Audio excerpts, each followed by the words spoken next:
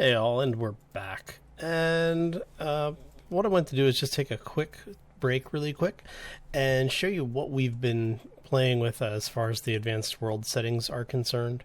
We do have our inventory set to ×3, our assembler efficiency to ×3, refinery speed ×10, and then the welding and grinding speeds to ×5. Normally I wouldn't be playing with these up quite so high. Welding and grinding I usually play with around the ×2, with the refinery being anywhere from realistic to ×3.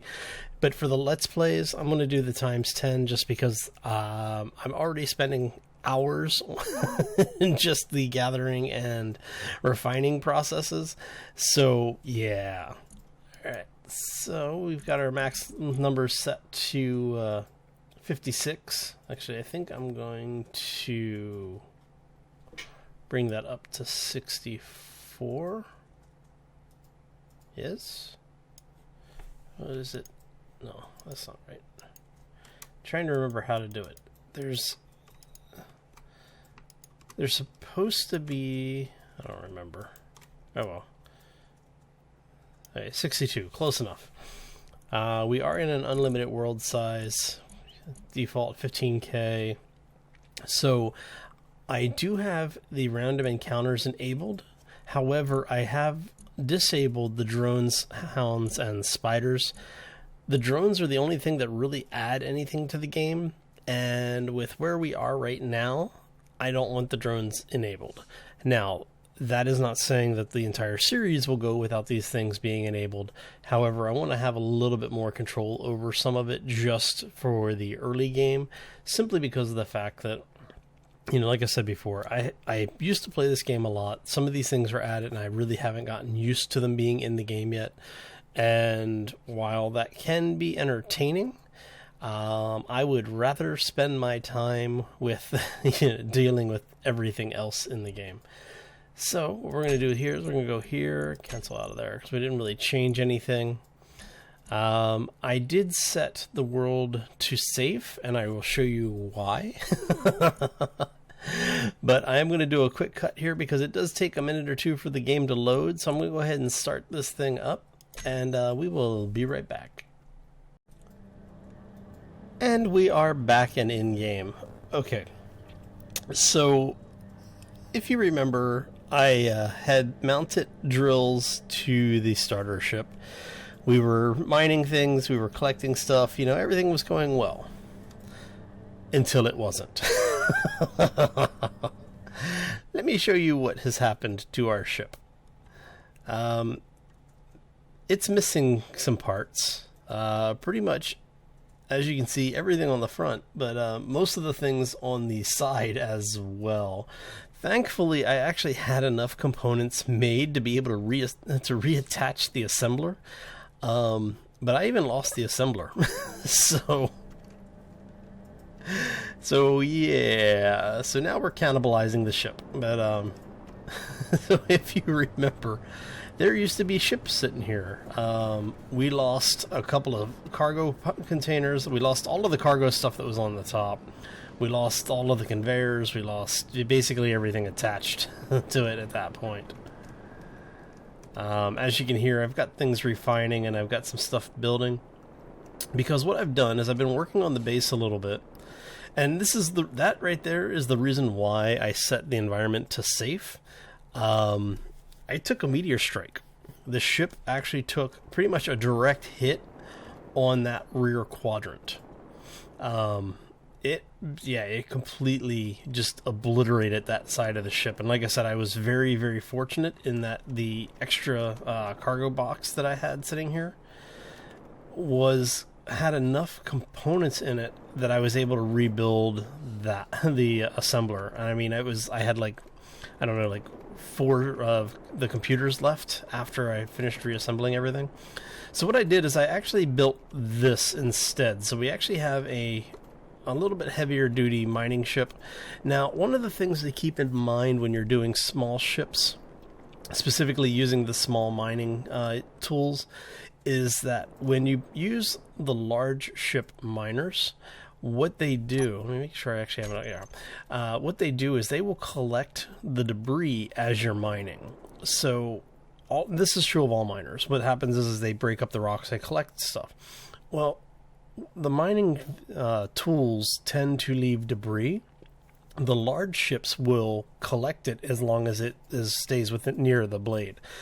The small ships destroy it. You don't collect the free-running debris. You only collect the things that are actually extracted at the time that the terrain morphs. So, something to keep in mind when you're using these things. So with that in mind, what I will probably do is replace these for the large ship variant at some point. But for now, it works for what we need it to do. One of the things that I do still need is to add a few more engines. As you see, we have a connector here. And I've been playing with the base design a little bit. This is a generator system that is actually a mod, obviously. Let me show you what we've got here. I'm going to bring up show you the reactor mod. This is actually the... I'm trying to remember which mod this... the X-Bar, that's it.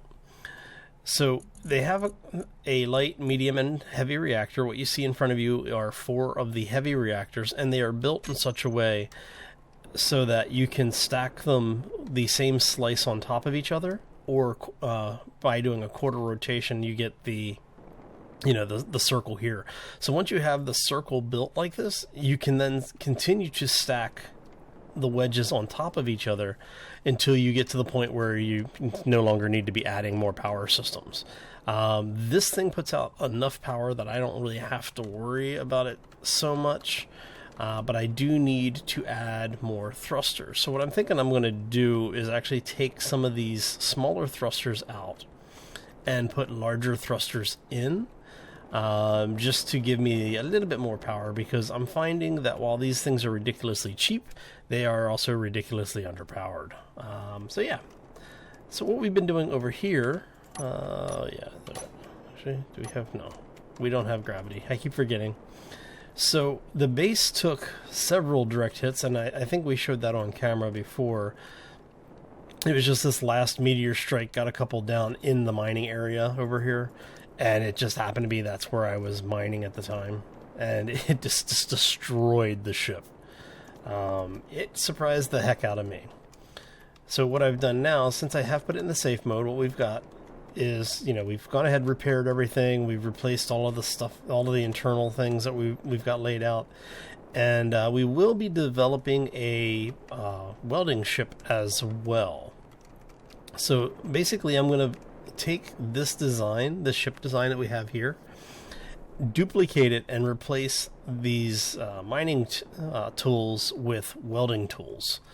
So that way we'll have 2 of the same basic design. The thing is, it works really well. It has 2 of the small ship large cargo containers. Let's show you what this thing looks like.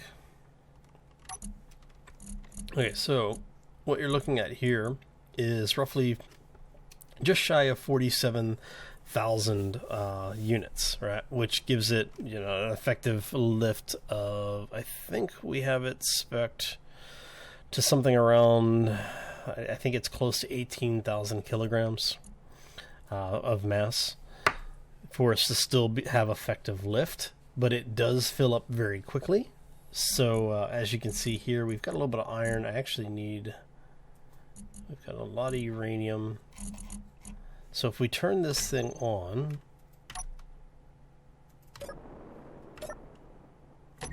there we go.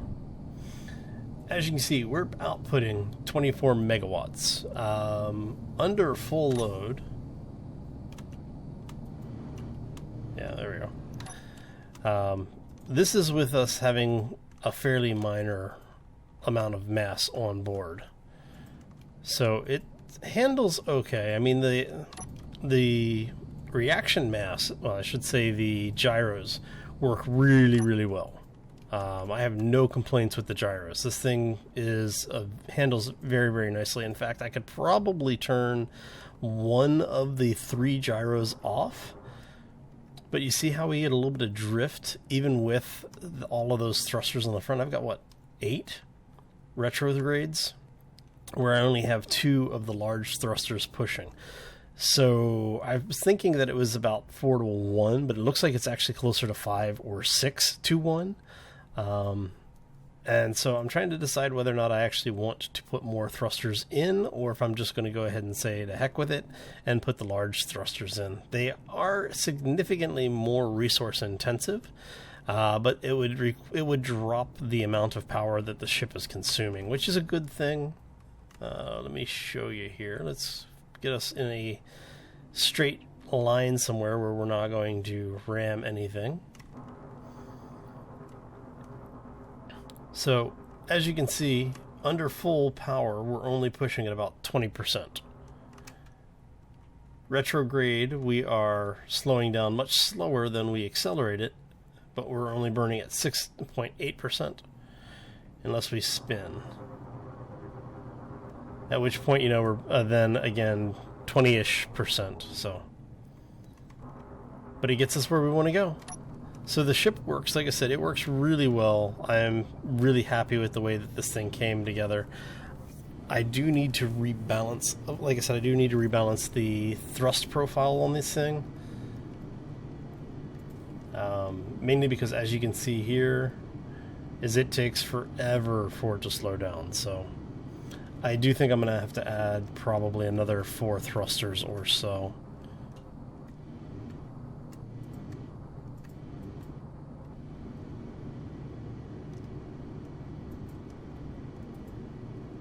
Alright.